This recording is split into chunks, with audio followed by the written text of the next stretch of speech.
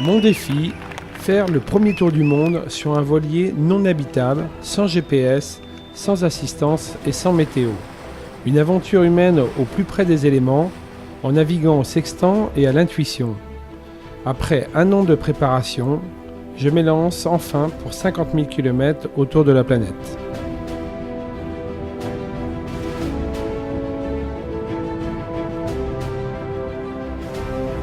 À l'assaut de l'Atlantique, 5000 km, une jolie météo qui nous attend.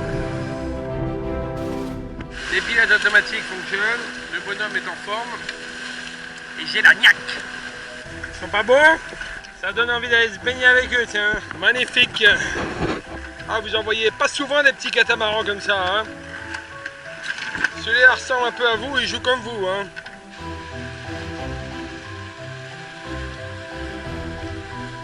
Magnifique coucher de soleil sous les nuages. Ça a l'air très méchant là, ce qui est devant. On voit rien. Ça souffle. Plus de voile à bord, ça prend cassé. Le bonhomme il est intact.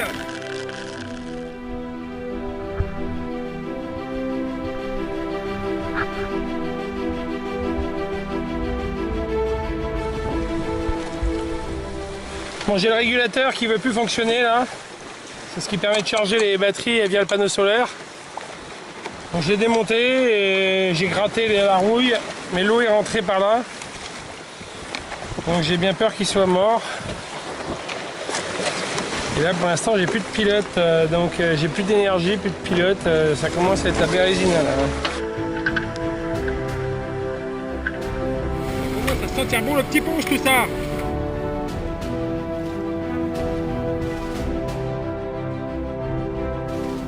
Je suis bien content d'être en Martinique hein, parce que des transats j'en ai fait quelques-unes, mais des sportives comme celle-là, jamais. À sec de toile, vraiment j'avais plus de toute voilure à bord. Je me suis retourné mais littéralement comme une crêpe. Direction de Panama. Bien dormi cette nuit. Il fait des conditions de rêve là, 15 nœuds. C'est bien la première fois que j'arrive à faire une nuit en dormant presque une demi-heure d'affilée. À chaque fois et en pouvant enchaîner le sommeil. Ouais, j'ai l'impression d'avoir mieux dormi qu'à la maison. Bon par contre il faut faire super gaffe parce que vous voyez je viens de me réveiller et qu'est-ce que je vois en face? Un cargo. Oh, ça c'est de la musique.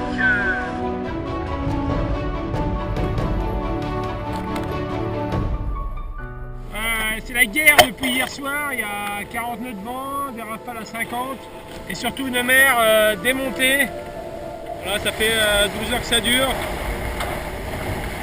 et j'espère que ça va bientôt s'arrêter ces conneries parce que c'est relativement impressionnant. Ça c'est le dévalage de pente et vous avez vu tout ça avec 4 mètres carrés de tissu hein.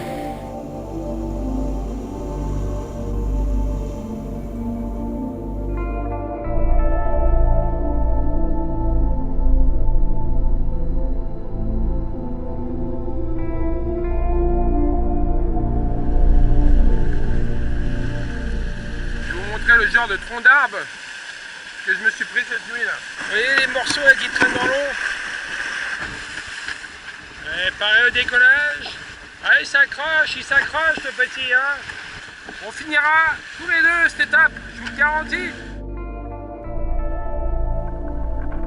Voilà ce qu'on appelle une vraie pétole. Et ben on n'est pas arrivé hein.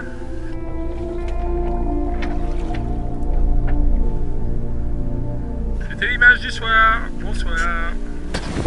Bon alors d'après mes petits calculs de sextant, on vient de passer l'équateur en lever du jour. Et donc je me retrouve enfin dans l'hémisphère sud. Qui l'aurait cru?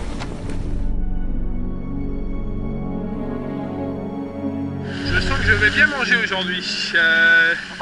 Je vais manger frais, je vais manger volant, je vais manger du poisson et regardez la pêche du jour, c'est pas magnifique ça? Alors je me prépare un petit couscous au poulet ce soir, je l'assure.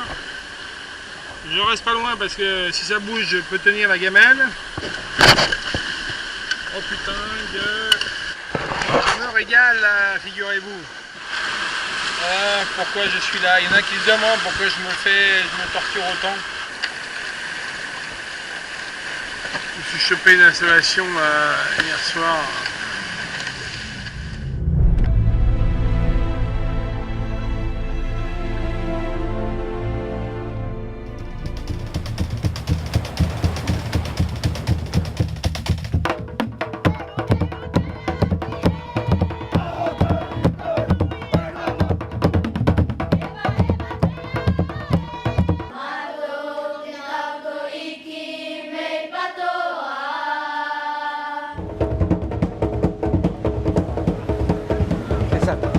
Belle symbolique, hein. Magnifique. Je sais aujourd'hui où j'ai puisé toute cette belle énergie, c'est ici. Quand je vois les gamins à l'école qui combattent pieds nus et qui ont le sourire jusqu'aux oreilles, je comprends que c'est ici que ça se passe, c'est ici que ça s'est passé en tout cas pour moi. Allez, bye bye, Nukuiva. Tu vas tellement me manquer.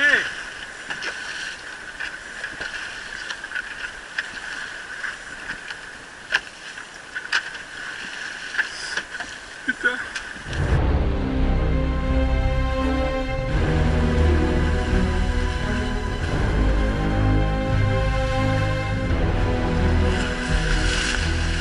Ça bombarde à fond. Elle est pas mal la vie. Alors, entre les marquises et les toits Voodoo, analysé parfait pour aller vite.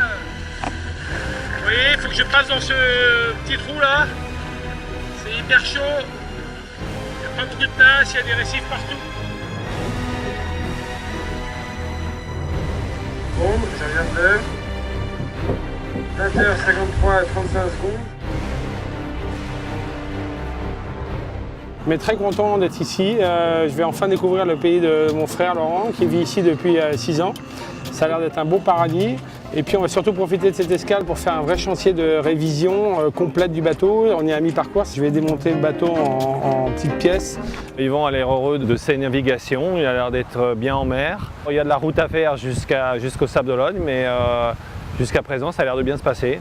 Ce qu'il faut, c'est vraiment les piloter à 2 doigts, bien sentir où est la ligne jaune et ne jamais la franchir.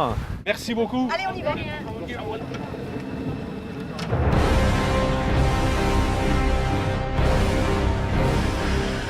Je sens que je vais garder la combinaison étanche pour un petit moment là. Il faudra juste que je me change.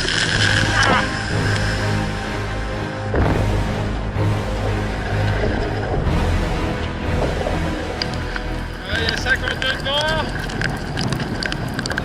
Voirie seule. Pleine nuit. Plein milieu des tonnerres. La tempête.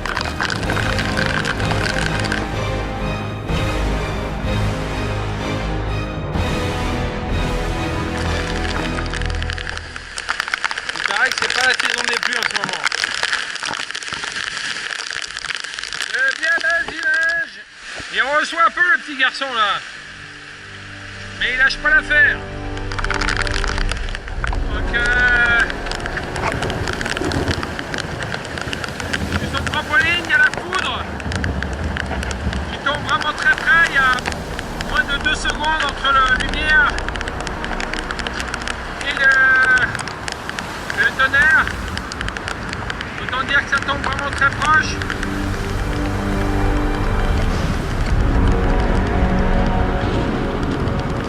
Ces orages, je n'en sors pas de ces orages là, depuis la Polynésie.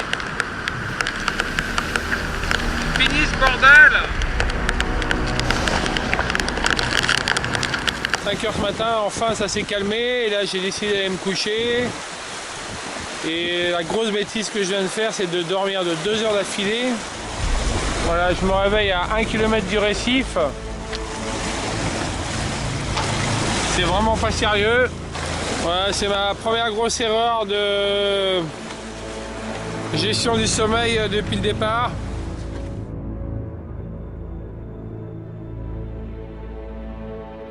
J'ai cassé mon safran, mon gouvernail qui s'est arraché du bateau.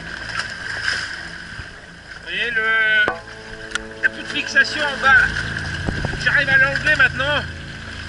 C'est un peu la galère là. Il va fixation du gouvernail au tableau arrière s'est arrachée.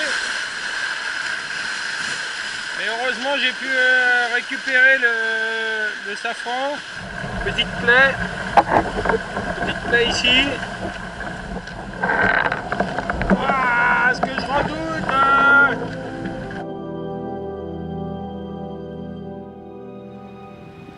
Les Vanuatu, c'est vraiment une étape extraordinaire, beaucoup d'accueil, beaucoup de chaleur. Les gens sont vraiment très très gentils.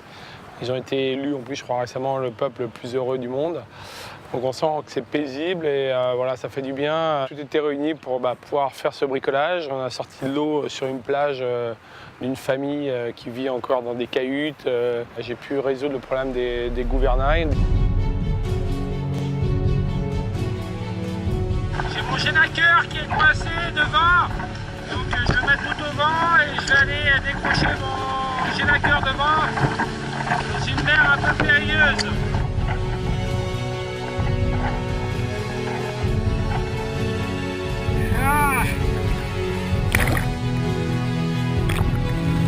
Ah la galère!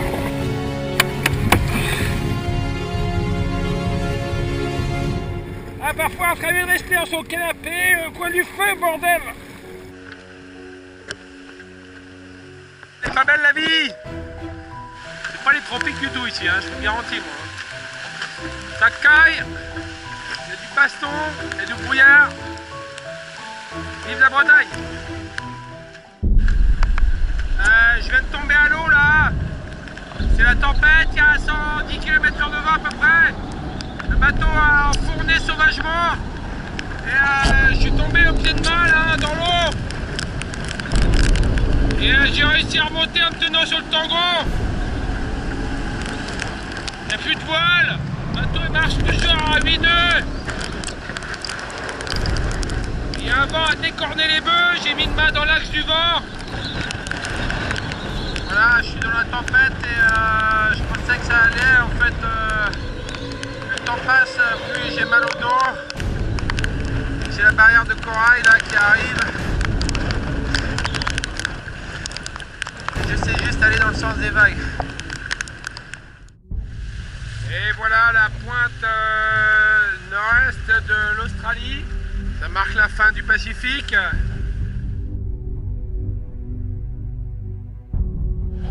Une baleine, elle a plongé. Elle est là. Oh, magnifique! Il n'y a pas de mauvaise surprise. C'est très agréable. Ça fait du bien!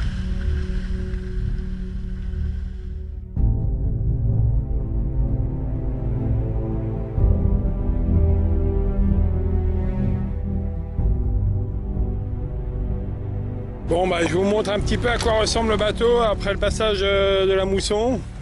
L'objectif c'est de faire sécher un maximum de choses sur le bateau.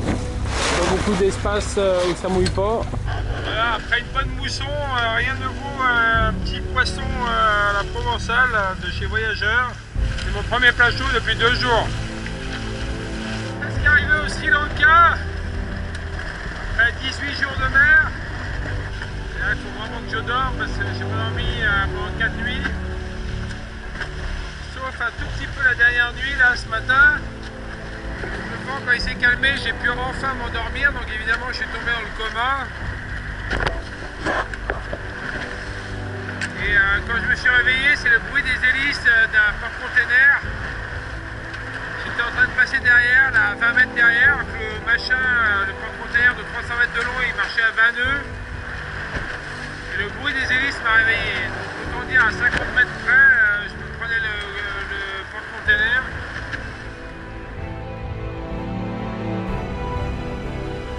Oh putain, mon bateau, mais chien! Putain, je me suis échoué comme un con! Mon bateau est mort, mais c'est pas vrai! Je me suis endormi 5 minutes! Je me suis échoué, putain, mon bateau est mort.